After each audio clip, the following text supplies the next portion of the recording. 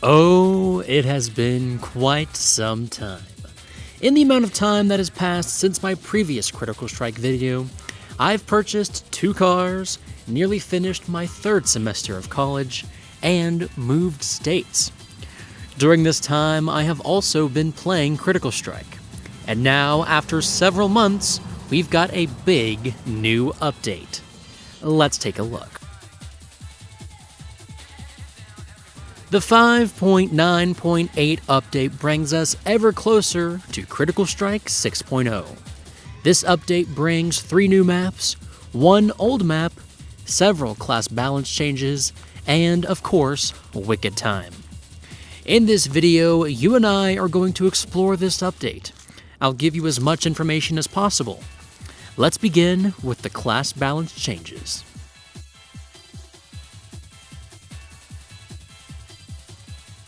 A few new universal changes are out. All forms of self-damage will now use a new damage type, which has white damage numbers with an outline based on your weapon color. This damage type acts like neutral damage, but is unaffected by overdrive. Regular neutral damage is affected by overdrive. As for the class updates and changes, there are, quite frankly, way too many for me to overview in this video.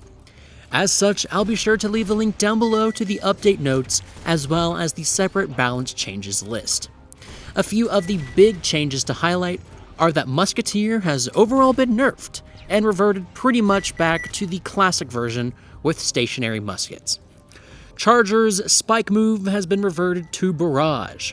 Juggernaut's F has a 25% larger hitbox, Infernus gets a new E move rework, and Valkyrie gets several improvements. Let's move on. Moving on to Wicked Time. For those of you who haven't played Wicked Time before, here is a quick rundown. Every 5 rounds, the next one becomes Wicked Time. If you want more frequent Wicked Times, then you could spend points or Robux on the Meter O Wicked. During this time, each player becomes a monster. The monsters include Spectre, Werewolf, Vampire, Witch, Pumpkin, Mummy, and Scarecrow.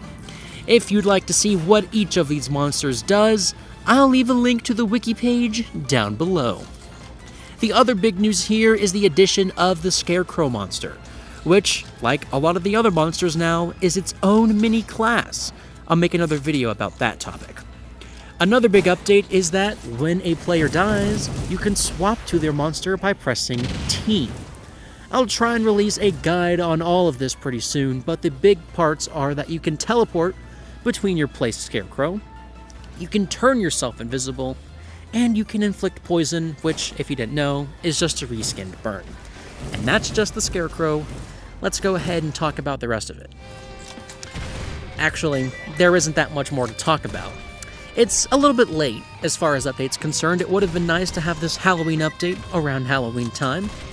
Also, it's not super duper content packed, but it's a welcome return of one of the game's most interesting modes. And now, here's some extra footage that I recorded so you can see some more Wicked Time without dealing with the Critical Strike toxicity.